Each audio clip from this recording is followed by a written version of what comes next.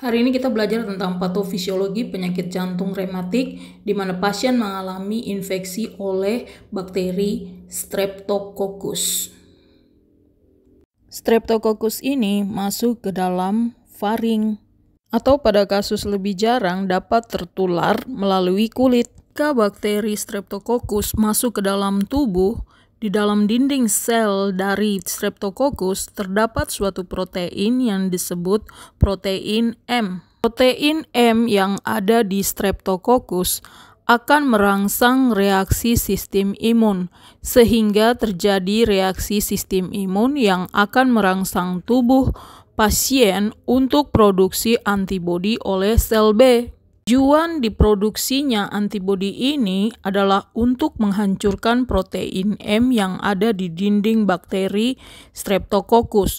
Tapi ternyata protein M ini memiliki struktur mirip dengan protein yang ada di jantung. Jadi misalnya bentuk protein yang ada di bakteri adalah kotak, maka di jantung juga kotak.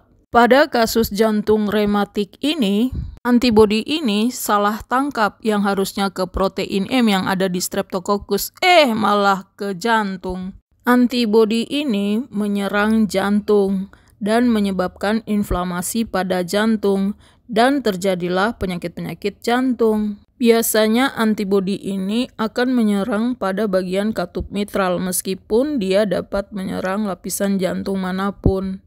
Nah, jadi dapat diringkas seperti ini. Produksi antibodi oleh sel B, antibodi akan menyerang protein M, tapi protein M ini mirip dengan yang ada di jantung. Akhirnya, antibodi ini yang harus membunuh protein M, dia juga membunuh protein M yang ada di jantung. Dia tidak dapat membedakan karena mirip. Akibatnya antibodi ini menyerang jantung dan terjadilah banyak kelainan-kelainan yang ada di jantung. Dapat menyerang katup mitral, menyerang otot, dan juga pada perikardium. Seperti yang kita ketahui, antibodi yang dihasilkan oleh sel B spesifik hanya untuk satu antigen saja. Dalam hal ini yang berperan sebagai antigen adalah protein M. Ingat, definisi antigen itu apa? Antigen adalah segala zat yang mampu merangsang reaksi sistem imun. Nah, karena dia itu bersifat spesifik, kita bisa memeriksa apakah dalam darah kita itu mengandung antibodi yang spesifik terhadap protein M ini. Nah, pemeriksaan untuk memeriksa adanya antibodi terhadap protein M disebut dengan ASTO. Pemeriksaan tes darah ASTO kepanjangan dari anti-streptolysin titer O. Nah, nanti ASTO ini yang mendeteksi adanya antibodi. Nah, kalau ada di darah ternyata terdapat antibodinya, otomatis pasti kita itu pernah terpapar dengan bakteri Streptococcus. Nah, antibodi ini akan menyerang jantung. Akibatnya kenapa bila menyerang jantung?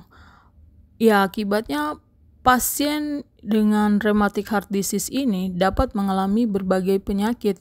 Yang paling sering akan terjadi kelainan katup. Yang paling sering adalah terjadi kelainan pada katup mitral. Katup mitralnya terjadi apa? Dapat terjadi kelainan seperti stenosis maupun terjadi regurgitasi. Tetapi kasus yang paling sering terjadi adalah stenosis. Kenapa bisa stenosis? Nah, jadi pada katup mitral itu ada dua, yaitu anterior mitral valve dan posterior mitral valve, AML dan PML. Saat terjadi infeksi, terbentuklah jaringan ikat fibrosa. Jaringan ikat fibrosa inilah yang membuat sehingga katup mitral sulit untuk terbuka. Nah, pada kasus regurgitasi, jaringan ikat fibrosa ini membentuk katup sehingga selalu terbuka dan sulit untuk menutup. Yang paling sering terjadi adalah mitral stenosis. Mitral stenosis mengakibatkan pertama terjadinya atrial fibrilasi. Mitral stenosis ini membuat adanya darah di atrium sinistra sulit masuk ke ventricle sinistra. Akibatnya darah banyak tertimbun di atrium sinistra. Keadaan ini dapat membuat atrium sinistra terjadi dilatasi. Dilatasi atrium sinistra membuat sehingga semakin besar kemungkinan terjadi atrial fibrilasi. Nah, kemudian terjadinya penumpukan darah di atrium sinistra ini bisa mengakibatkan darah berbalik ke pulmo. Ini kan vena pulmonalis. Yang seharusnya darah dari vena pulmonalis menuju ke atrium, malah ini berbalik.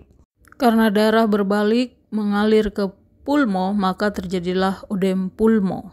Ödem pulmo inilah yang menjadi kasus terberat pada mitral stenosis. Jadi pada kasus mitral stenosis dapat terjadi atrial fibrilasi, ödem pulmo, bahkan dilatasi dari atrium sinistra.